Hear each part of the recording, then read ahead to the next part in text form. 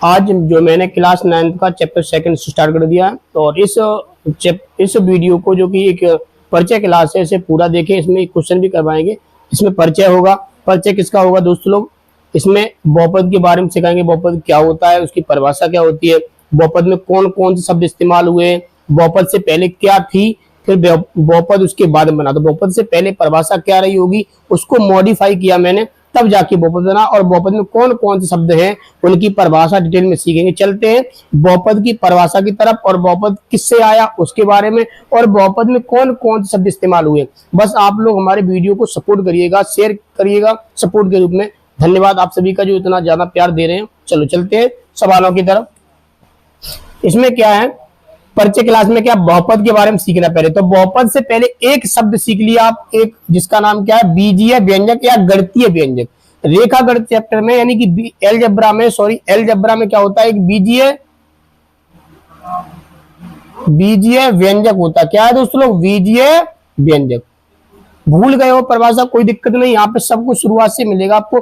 बीजीय व्यंजक होता है ऐसा मतलब कोई गणितीय संक्रिया जिसमें राशि जो अज्ञात भी हो सकती है, ज्ञात राशि भी हो सकती है, और राशि जो हो सकती है वो एक्स वाई जेड के रूप में, यानी जिसको हम चर के रूप में कह सकते हैं, और एक ज्ञात राशि जिसे हम एक आंकिक वैल्यू के रूप में, जिसका मान होता है, जिसकी संख्यात्मक वैल्यू होती है, जो बदलती नहीं है, कांस्टेंट होती है, स्थिरांक होती है, उनको हम गणितीय संक्रियाओं द्वारा जब हम लिखते हैं बहुत सारे पदों के रूप में, तो वो क्या बन जाती है, एक आपकी बीजगणितीय व्यंजक बन जाता है। जैसे कि मैंने दो शब्द बोले इसमें, चर और अचर, यानी कि 4 ये हो गया आपका अचर, ये बदलेगा नहीं, इसकी वैल्यू 4 है तो 4 ही रहेगी, चाहे आप ऑस्ट्रेलिया चले जाए, चाहे आप अमेरिका, चाहे आप न्यूयॉर्क चले जाए, कहीं चले जाए, 4 रहेगा, वो वैल्यू 4 है, 4 देगा। अब इसके संग एक मैंने एक रख दिया वेरिएबल यानी कि चर। अब इस पे चर पे आप कोई भी पावर लगा सकते हैं, -3, -4, -5 प्लस 3x², प्लस की भी पावर लग सकती है और माइनस की पावर लग सकती है।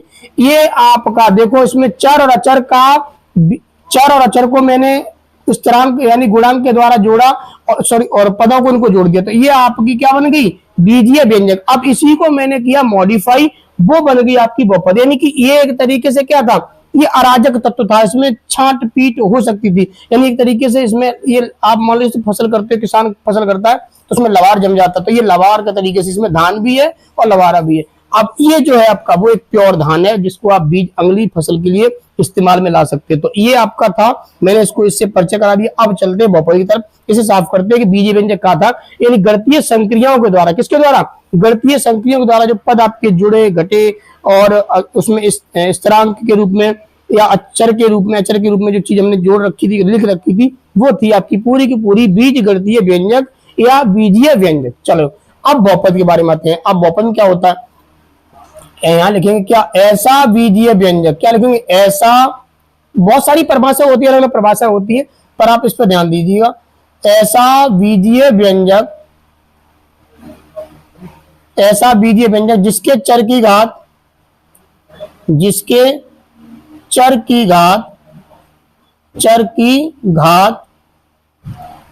की घात एक धनात्मक पूर्णांक संख्या हो।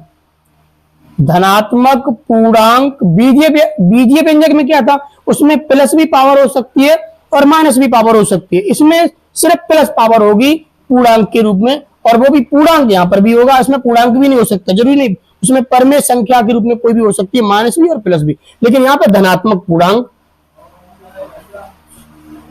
होगी।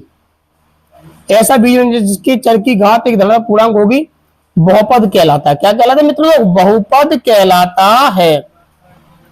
और सारी परिभाषा होती है, किताबी परिभाषा भी होती है, उसको भी आप लिख सकते हैं।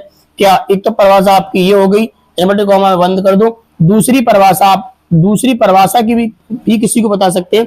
दूसरी परिभाषा क्या होती है, बहुपद एक ऐसी व्यवस्था जो ऐसी होती है जिसके गणितीय व्यंजक को हम क्या करते हैं, प्लस माइनस यानी कि गणितीय संक्रियाओं के द्वारा चर और अचर को हम व्यक्त करते हैं, उसे हम क्या कहते हैं, बहुपद कहते हैं।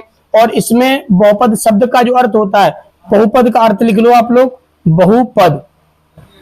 बहुपद शब्द का अर्थ क्या है, यहाँ पे बहु माने बहुत से, और पद माने तो पद ही देंगे, तो बहुत से जिसमें पद होंगे वो क्या कहलाएगा, बहुपद। तो हमें इससे अब हम नहीं मतलब रखेंगे दूसरी परिभाषा की, मैंने मौखिक ही बता दी क्या होती है। अब इसमें हम एग्जाम्पल पे ध्यान देंगे कि एग्जाम्पल क्या होता है। जैसे कि 4x³ प्लस के 5h² प्लस के 9। अब देखिए यहाँ पर चर है और अचर है। चर की घात क्या है, एक धनात्मक पूर्णांक है। अचर है और चर है, चर की घात क्या धनात्मक पूर्णांक है। तो ये पूरा का पूरा एक क्या कर रहा है, बीजीय व्यंजक है, और साथ में क्या है आपका, साथ में ये जो है वो बहुपद है। क्या है, बहुपद। तो हर बहुपद जो है बीजीय व्यंजक हो ऐसा, हर बहुपद बीजीय व्यंजक होता है, लेकिन सभी बीजीय व्यंजक बहुपद हो ऐसा जरूरी नहीं है। अब इसमें दो शब्द, तीन शब्द इस्तेमाल हुए एक इनके बीच में। जैसे इसमें कोई पूछे तुमसे कांस्टेंट क्या है, यानी अचर पद क्या है, चर पद क्या है, और एक शब्द होता है गुणांक। तो तीनों शब्द के बारे में सीखेंगे, और चार शब्द हो गए, तो चारों शब्द सीखे। इसको साफ कर दो। पहला शब्द, इसमें पहला शब्द क्या प्रयोग हुआ, पहला शब्द हुआ इसमें चर। चर क्या है, ऐसा मान, वो राशि, वो राशि, वो राशि जिसे, वो राशि जिसे x, y, z से व्यक्त करते हैं, व्यक्त करते हैं, क्या कहलाते हैं, चर कहलाते हैं। यानी कि जिनकी वो संख्यात्मक वैल्यू जो x, y, z से डोट करें वो क्या कहलाएंगे, इनकी वैल्यू तो निकलेंगी, लेकिन कंफर्म नहीं कि वो x का मान 4 हो, कभी 5 भी हो सकता है, किसी सवाल में किसी में 6 भी हो सकता है, लेकिन इस रूप में अगर आप व्यक्त करेंगे तो वो चर कहलाती है। दूसरा पॉइंट लिखते हैं अचर। क्या लिखते हैं, अचर। अचर क्या होता है, यही बात लिखेंगे, वो राशि जो इस जिनका जिनकी वैल्यू, जिनका मान, जिनका मान स्थिर होता है, स्थिरांक होता है, एक स्थिर अंक होता है, जिनका मान स्थिर होता है, स्थिर होता है, क्या हम कह सकते हैं नियत होता है, फिक्स होता है, नियत होता है, नियत होता है, वो क्या कहलाते हैं, अचर कहलाते हैं। जैसे कि एग्जांपल 4, 5, कोई पाई की वैल्यू कह देता है, कोई 0, ये सब आपके क्या कहलाएंगे, अचर। दो परिभाषाएं आपकी हो गई है। इसमें जो शब्द जो मैंने इस्तेमाल किए थे इसमें चर और अचर। अब तीसरा शब्द जो कि छुपा हुआ है, गुणांक। कोई तुमसे पूछ लेगा गुणांक किससे कहते हैं, तो गुणांक देखो, यानी कि चर का, चर में गुणा वाला अंक, चर में गुणा वाला अंक, चर में गुणा वाला अंक। जैसे कि आपका ये चर है, इसमें गुणा किसका हुआ, 4 का गुणा हुआ। तो 4 क्या है, 4 गुणांक है और अचर है, गुणांक है और अचर। तो जो अचर होता है वही गुणांक होता है, यानी कि दूसरे रूप में। अब चौथी परिभाषा, चौथा शब्द इसमें इस्तेमाल हो रहा है, जो ये क्या है, जो आपने मैं धनात्मक पूर्णांक बोला था वो क्या है, यानी जिसे हम कहेंगे घात। जो धनात्मक पूर्णांक के रूप में आई है वो घात है। घात किसे कहते हैं, यानी कि चर की, चर की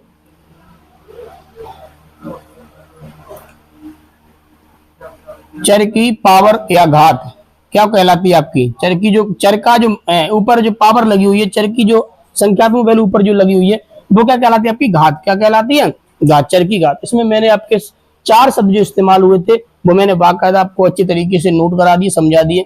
हो सकता है इसमें कहीं जो है कुछ चीजें जो मैं बोलना चाह रहा था वो न बता पाई हूँ, लेकिन कोशिश मैंने की कि बहुपद समझने से पहले आपको ये चीज समझ में आनी चाहिए, बहुपद किससे बना है।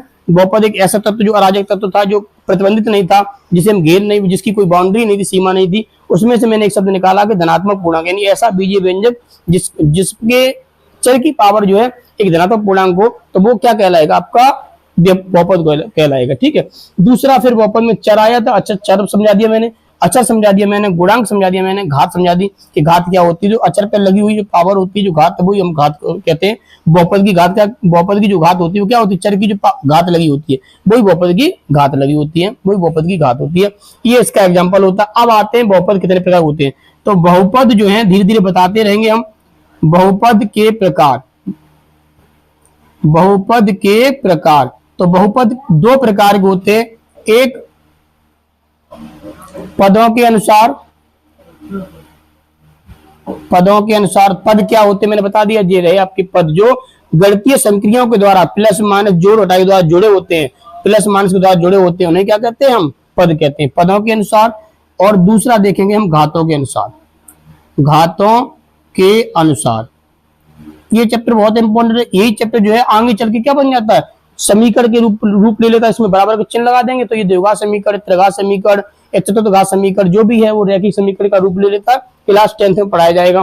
तो आप यहाँ से बहुपद सीख लीजिए। इसी में जब बराबर किसी के इसके बराबर कोई इक्वेशन लिख दे, दूसरा व्यंजक लिख देंगे तो वो समीकरण का रूप ले लेगा पदों के अनुसार। यानी कि अगर कोई भी अब आपका जो बहुपद है उसमें सिर्फ और सिर्फ एक पद होगा तो उसे हम कहेंगे एक पदी बहुपद। क्या कहेंगे? एक पदी बहुपद। अगर उसमें पदों की संख्या 2 होगी तो उसे हम कहेंगे द्विपदी बहुपद। क्या कहेंगे? द्विपदी बहुपद। अगर उसमें द्विपदी बहुपद, अगर उसमें पदों की संख्या 3 होगी तो उसे कहेंगे त्रिपदी बहुपद। तो ये कितने पदों का? त्रिपदी। अब आते हैं घातों के अनुसार बहुपद। तो घातों के अनुसार बहुपद देखो, अगर किसी भी जैसे कि किसी पर अगर वेरिएबल पर एक घात लगी है, यानी कि चर पर एक घात है, तो उसे कहेंगे एक घाती बहुपद। क्या कहेंगे? एक घाती बहुपद। ओके। अगर दो घात लगी है तो उसे कहेंगे द्विघाती। क्या कहेंगे? द्विघाती बहुपद। अगर 3 लगी है त्रिघाती बहुपद। क्या कहेंगे? त्रिघाती। एक घाती का हम एक एग्जांपल दे दें, जैसे कि मैंने लिखा यहाँ पे एग्जांपल 4x, तो इसमें कितना घात है? एक घात प्लस के 3। ये एक घाती बहुपद है, लेकिन पद कितने हैं? 2। द्विघाती का देखो 2x स्क्वायर प्लस के 5x प्लस के 9। इसमें घात कितनी है? 2। जो सबसे बड़ी घात होती है वो ही बहुपद की घात काउंट की जाती है और उसी से बहुपद को हम पढ़ते हैं। जैसे सबसे बड़ी इसमें घात 2 है तो ये द्विघाती बहुपद पढ़ा जाएगा। हालांकि इसमें घात 1 भी है तो 0 भी घात है, तो लेकिन 0 घात को हम अचर बहुपद कहते हैं, लेकिन उससे हम फोकस नहीं करेंगे। हमें जो सबसे बड़ी घात होती है उसी को बहुपद पढ़ेंगे। तो सबसे बड़ी घात कितनी? 2 है, तो द्विघाती बहुपद हो गया। इसमें सबसे बड़ी घात कौन सी है? 1, तो एक घाती बहुपद हो गया। लेकिन पद कितने? 2। ये द्विघाती बहुपद है, पद कितने? 3। ओके, तो ये चीजें आपको बिल्कुल अच्छी तरीके से समझ में आ गई होंगी। अब चलते हैं एक्सरसाइज 2.1 की तरफ। ये आपको वीडियो जो है अच्छी से समझ में आ गई होगी। ये बेसिक था इसका।